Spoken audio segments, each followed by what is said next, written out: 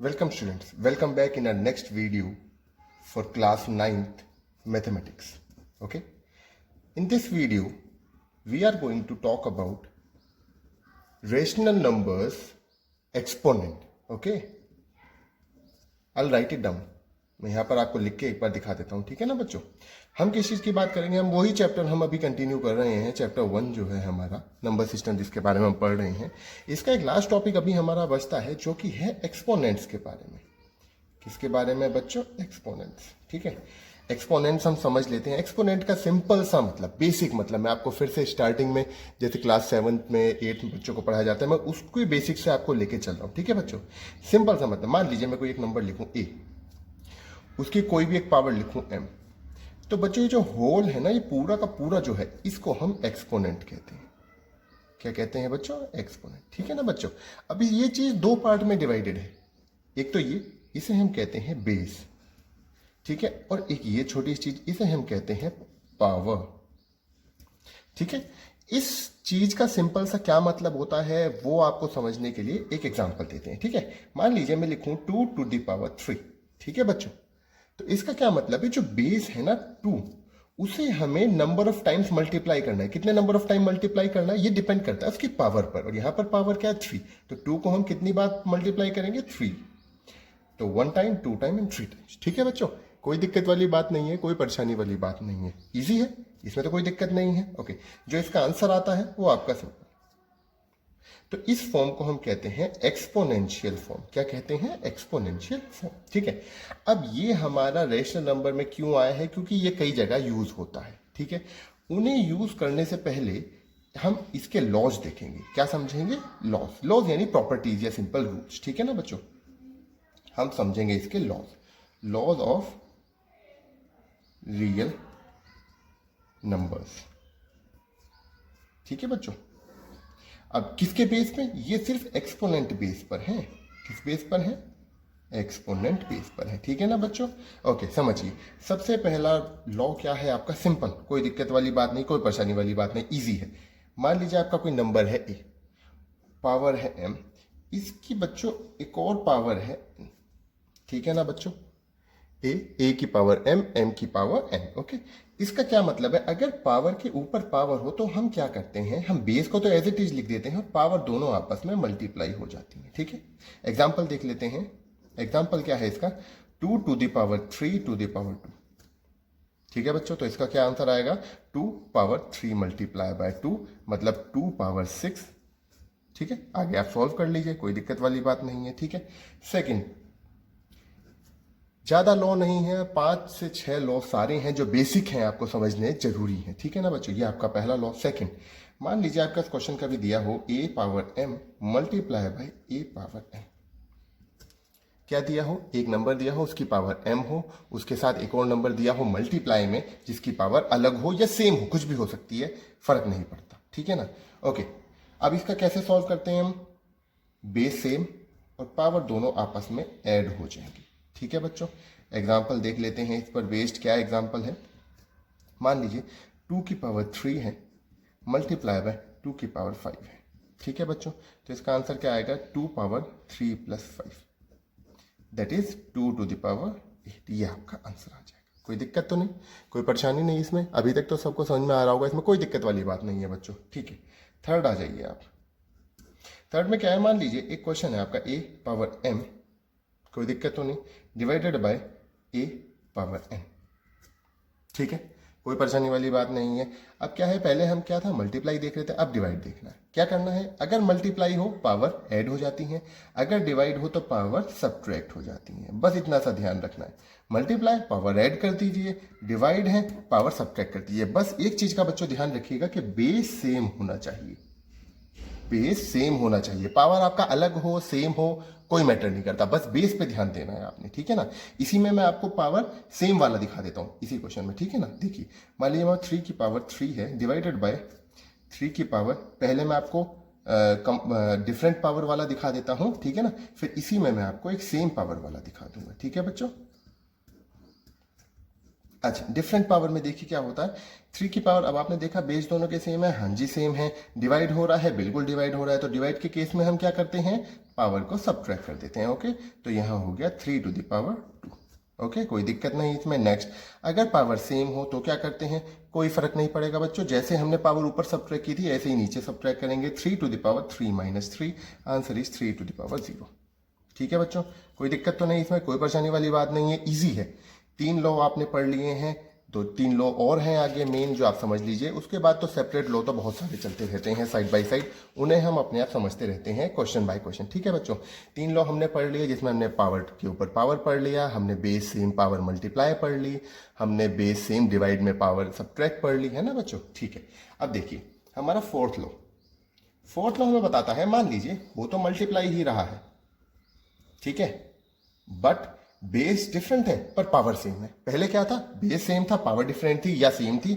अब क्या है, बेस सेम हो गया, सॉरी बेस डिफरेंट हो गया बट पावर सेम है। इस चीज में हमें क्या खास ध्यान रखना है कि पावर सेम होनी चाहिए। क्या ध्यान रखना है बच्चों इसमें, कि पावर सेम होनी चाहिए। तो ये कैसे सॉल्व होगा, इसमें क्या करते हैं, दोनों जो बेस है उनको आपस में मल्टीप्लाई करते हैं, ठीक है, और पावर सिर्फ एक बार आएगी, सिर्फ एक बार। देख लेते हैं कैसे, एग्जाम्पल हम देख लेते हैं। एग्जाम्पल में क्या है, मान लीजिए हमारा क्वेश्चन है 2 की पावर 3 मल्टीप्लाई बाय 2 की पावर 3 की पावर 2।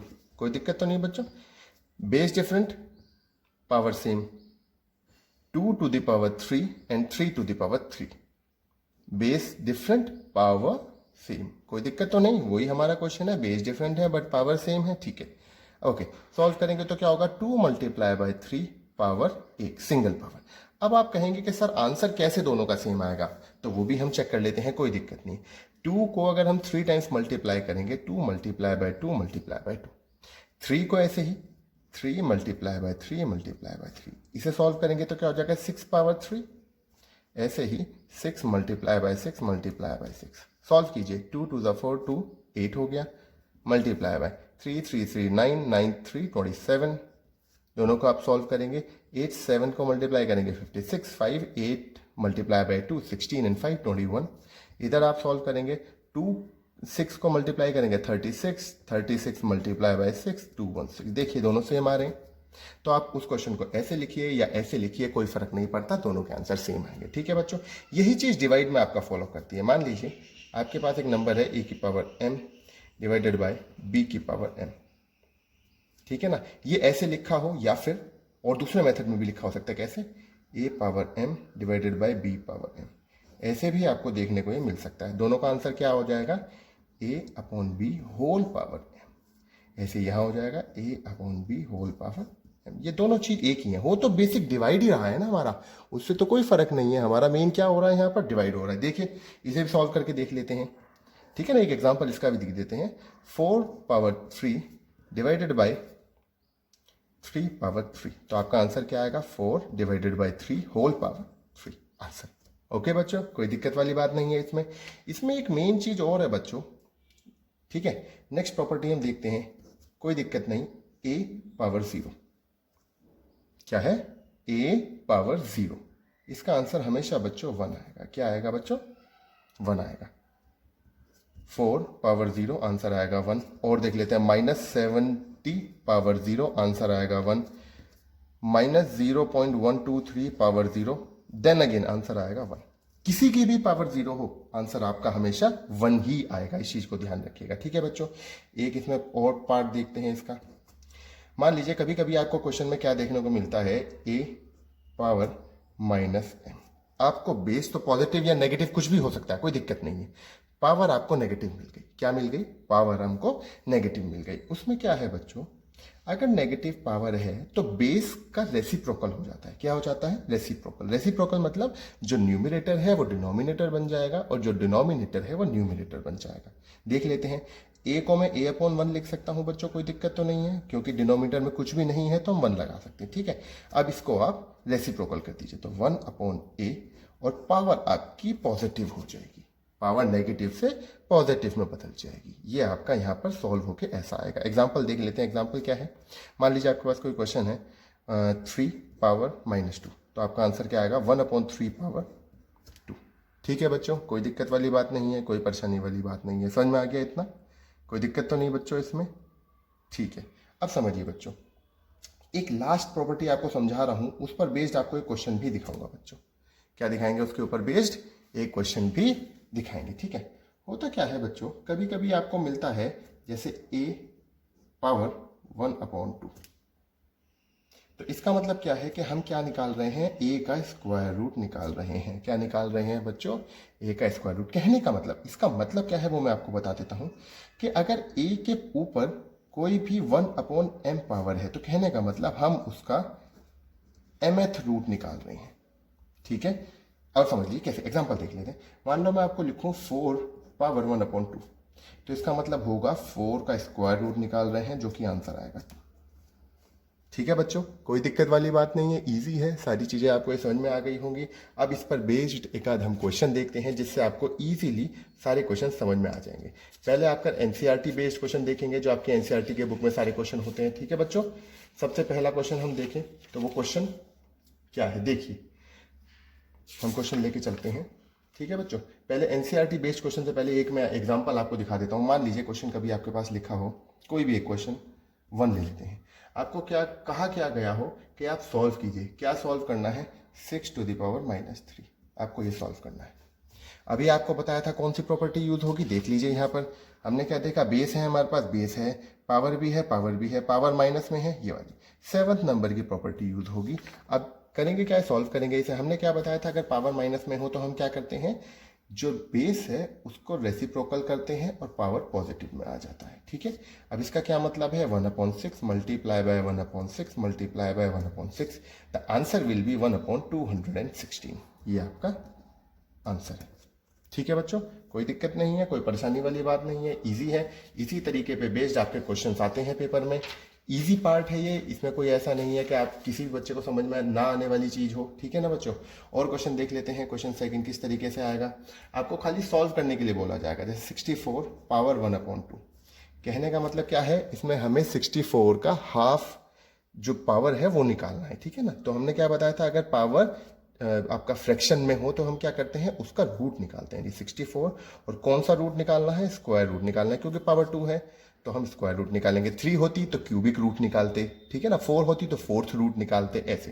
तो 64 किसका रूट है, चेक कर लेते हैं। 64 कैसे हम रूट फाइंड करते हैं, अगर वो परफेक्ट स्क्वायर है तो हम फैक्टराइजेशन मेथड से कर सकते हैं, अगर परफेक्ट स्क्वायर नहीं है तो हम लॉन्ग डिवीजन मेथड से करेंगे, है ना बच्चों। तो अभी तो ये मुझे पता है परफेक्ट स्क्वायर है, इसीलिए मैं फैक्टराइजेशन मेथड से सॉल्व कर रहा हूं, ठीक है बच्चों। आप देख लीजिए कैसे पेयर बना देंगे, 1 पेयर, 2 पेयर, 3 पेयर, ठीक है। तो एक पेयर का 2, दूसरे पेयर का 2, तीसरे पेयर का 2, तो क्या हो जाएगा 2 to the 4 to the 8, answer आएगा आपका 8। कोई दिक्कत तो नहीं है बच्चों, इसमें कोई परेशानी वाली बात तो नहीं है, ठीक है। एक तो तरीका ये है इसे सॉल्व करने का, आप इसे और किस तरीके से सॉल्व कर सकते हैं। 64 का अगर स्क्वायर रूट निकालना है तो हम उसे 8 मल्टीप्लाई बाय 8 लिख सकते हैं स्क्वायर रूट में, ठीक है बच्चों। यहाँ पर 8 स्क्वायर हो गया और ये स्क्वायर रूट हो गया, 2 से रूट कैंसिल हो जाता है, आंसर आ गया आपका 8, ठीक है बच्चों। कोई दिक्कत तो नहीं है इसमें, इजी है, सॉल्व हो जाएंगे आसानी से, ठीक है बच्चों। एक क्वेश्चन और देखिए, इसी में थोड़ा सा अलग क्वेश्चन है। ये क्वेश्चन है आपका 125 पावर -1/3। अब आप कहेंगे सर इसमें तो पावर माइनस में भी है, सर इसमें तो पावर रूट में भी, अपना डिनोमिनेटर में भी है ना। तो इसका क्या करना है, हमें इसका रेसिप्रोकल तो करना ही है, साथ में इसका रूट भी फाइंड करना है। और कौन सा रूट फाइंड करना है, 3, यानी क्यूबिक रूट फाइंड करना है ना। पहले हम क्या करते हैं, इसको पहले इसकी पावर माइनस वाली सॉल्व करते हैं ना बच्चों। तो ये हो जाएगा 1/125 पावर 1/3। कोई दिक्कत तो नहीं, हमने माइनस जो है उससे रेसिप्रोकल कर दिया, कोई परेशानी वाली बात नहीं है। आगे देखिए आगे कैसे होगा इसमें। अब हम क्या करेंगे, क्यूबिक रूट। अब 125 को 5 मल्टीप्लाई बाय 5 मल्टीप्लाई बाय 5 लिखिए, आपको सॉल्व करेंगे 125 आ जाएगा, ठीक है बच्चों। आपको अब मुझे कैसे पता लगा बच्चों, प्रैक्टिस से पता लगेगा। जितना आप ज़्यादा प्रैक्टिस करेंगे इन क्वेश्चंस की, आपको कुछ क्वेश्चंस ऑटोमेटिकली याद भी हो जाएंगे कि मल्टीप्लाई करने पर 125 ही आएगा, मल्टीप्लाई करने पर 64 आएगा, मल्टीप्लाई करने पर 81 आएगा, 27 आएगा, 343 आएगा, एज इट इज़ आपको याद हो जाएंगे, कोई दिक्कत वाली बात नहीं है, ठीक है बच्चों। अब ये 5 5 5 3 टाइम्स मल्टीप्लाई हो रहा है, तो 1/5 होल क्यूब लिख सकता हूं मैं, उसके ऊपर पावर 1/3। अब मैंने आपको बताया था कि अगर पावर के ऊपर पावर है तो हम क्या करते हैं बच्चों, उसे आपको बताया था ना अभी 1/3, हम उसे क्या करते हैं, दोनों को आपस में मल्टीप्लाई कर देते हैं, ठीक है बच्चों। तो 3 मल्टीप्लाई बाय 1/3, दोनों आपस में कट हो गई, आंसर विल बी 1/5 आंसर, ठीक है बच्चों। कोई दिक्कत वाली बात नहीं है, इजी क्वेश्चन है, ठीक है। एक थोड़ा सा बच्चों इसमें टिपिकल क्वेश्चन मैं आपको लेके दिखाता हूँ कैसे क्वेश्चन पेपर में आते हैं। इस तरीके के क्वेश्चन आपको पेपर में जरूर देखने को मिलेंगे बच्चों, ठीक है। देखिए आपसे बोला गया है शो दैट क्या शो करना है हमें शो करना है x power a minus B whole power a plus B multiply by x power b minus C whole power b plus C multiply by x power c minus a whole power c plus b equals to 1। हमें ये prove करना है, ठीक है बच्चों। Okay, solution solve कैसे करेंगे बच्चों, इसे डरने वाली कोई बात नहीं है। आपको ऐसा लग रहा है बहुत बड़ा क्वेश्चन है, नहीं हो पाएगा, बहुत टाइम टेकिंग है, नहीं सर टाइम टेकिंग नहीं है। 2 मिनट से ज़्यादा इस क्वेश्चन में नहीं लगेंगे, ठीक है। आप चाहे तो अपने सामने एक क्लॉक रख सकते हैं, मुझे सॉल्व करते हुए देख सकते हैं, टाइम देखेंगे आपको एग्जैक्टली 2 मिनट्स लगेंगे। उससे ज़्यादा का क्वेश्चन नहीं है, देख के डरने की ज़रूरत नहीं है। इतने सारे नंबर्स हैं आपका, इतने सारे अल्फ़ाबेट्स हैं, इतने सारे वेरिएबल्स हैं, कोई डरने की ज़रूरत नहीं है। कितने भी ब्रैकेट हो, कितना भी हो, किसी भी क्वेश्चन को देख के डरिए मत। डरने का मतलब है कि आपसे वो क्वेश्चन सॉल्व नहीं होगा, ठीक है। सॉल्व करना शुरू करते हैं। सबसे पहले हम क्या करेंगे, जो पावर के ऊपर पावर है उसे सॉल्व करेंगे। अब ध्यान दीजिएगा, लास्ट वीडियो में मैंने आपको एक फॉर्मूला बताया था, क्या कि अगर a minus B multiply by A plus B हो तो उसका आंसर क्या आता है, A square minus B square. यही बताया था बच्चों, ठीक है। अगर आपको नहीं ध्यान है, नहीं पर अगर आपको याद नहीं आ रहा है तो आप प्लीज़ लास्ट वीडियो हमारी देखिए, उसमें हर तरीके के इससे रिलेटेड सारे फॉर्मूले मैंने शेयर करे हैं। रैशनलाइजेशन की वीडियो थी, उसमें उसकी नीड थी, इसीलिए हमने उस तरीके के सारे फॉर्मूलाज लास्ट वीडियो में शेयर करे हैं, सबको समझाया है अच्छे से, ठीक है बच्चों। सॉल्व करते हैं। पावर के ऊपर पावर यानी मल्टीप्लाई होता है, तो x के ऊपर क्या मल्टीप्लाई होगा, a माइनस बी होगा एक ब्रैकेट में और दूसरे ब्रैकेट में a प्लस बी, ठीक है। Whole multiply x power b minus C है multiply by b plus C, फिर whole multiply x power c minus a multiply हो रहा है c प्लस a से, ठीक है बच्चों। अब हम यहाँ पर शो करने के लिए हमेशा कोई भी एक साइड लेके चलते हैं, तो हम पहले लेके चले हैं LHS, ठीक है ना बच्चों। ओके, अब आपने देखा जैसे हमने ये फॉर्मूला लिखा उसी फॉर्मूले के सेम रिलेटेड फॉर्मूला है, कोई दिक्कत वाली बात तो नहीं है, ठीक है। आगे सॉल्व करते हैं इसे। a माइनस बी और a प्लस बी को जब हम आपस में मल्टीप्लाई करेंगे तो आपका a आएगा a square minus B square multiply हुआ, ऐसे ही सेम इसमें b square minus C square, same इसमें c square minus a square, ठीक है बच्चों। कोई दिक्कत वाली बात नहीं है, इजी है, ठीक है। नेक्स्ट स्टेप में हम क्या करेंगे, अब देखिए सबसे पहली प्रॉपर्टी हमने कौन सी लिखी थी, दिखा देता हूं मैं आपको ये। उसके बाद सेकंड प्रॉपर्टी हमने फर्स्ट प्रॉपर्टी का यूज किया। अभी देखिए पावर के ऊपर पावर थी, हमने दोनों को मल्टीप्लाई किया जैसे हमने लिखा था, ठीक है। सेकंड प्रॉपर्टी आ जाइए, बेस सेम हो, दोनों आपस में मल्टीप्लाई हो रहे हैं तो पावर क्या हो जाती है बच्चों, ऐड। बेस सेम है तीनों के, आप देख रहे हैं, तो पावर आपस में क्या हो जाएगी, ऐड हो जाएगी। पावर ऐड कर देते हैं सर, तो बेस एक ही बार आएगा, A square plus B square plus sorry A square minus B square plus B square minus C square plus C square minus A square. कोई दिक्कत तो नहीं बच्चों, ये माइनस ये प्लस आपस में कैंसिल, ये माइनस ये प्लस आपस में कैंसिल, ये माइनस ये प्लस आपस में कैंसिल। हमारे पास सॉल्व होकर क्या आया, एक्स की पावर 0। अब हम सभी को पता है कि किसी भी नंबर की पावर 0 क्या होता है, 1 होता है। ये अब आप देखिए हमारे क्वेश्चन में यही प्रूफ करना था, इक्वल टू RHS आ गया, हैंस प्रूव्ड, ठीक है बच्चों। कोई दिक्कत वाली बात तो नहीं है, सॉल्व कर दिया है हमने। इस तरीके के क्वेश्चन आपको देखने को मिलेंगे। अब बताइए बच्चों, क्या 2 मिनट से ज़्यादा लगे हमें इस क्वेश्चन में? क्या ये इतना टिपिकल क्वेश्चन था कि सॉल्व नहीं हो पाया? नहीं सर, इजी क्वेश्चन था, फॉर्मूले याद हैं, आप एकदम से सॉल्व कर सकते हैं विद इन अ मिनट। कोई इससे ज़्यादा का क्वेश्चन नहीं है इसमें, इससे बड़े क्वेश्चन आएंगे भी नहीं बच्चों। 2 मिनट के क्वेश्चन ज़्यादा से ज़्यादा, क्योंकि इसमें इतना लेंथी टॉपिक ही नहीं है, छोटा सा टॉपिक है जिसके अंदर आपको सारी चीज़ें इन्होंने कंबाइन कर दी हैं जो आप 7th 8th में पढ़ के आए हैं, दैट्स इट। उन्हें बस वेरिएबल के साथ इंक्लूड कर दिया है इन्होंने, और कुछ नहीं है, सिंपल, ठीक है बच्चों। आई होप आपको ये वीडियो पसंद आई होगी, मेरा पढ़ाया हुआ बिल्कुल समझ में आया होगा।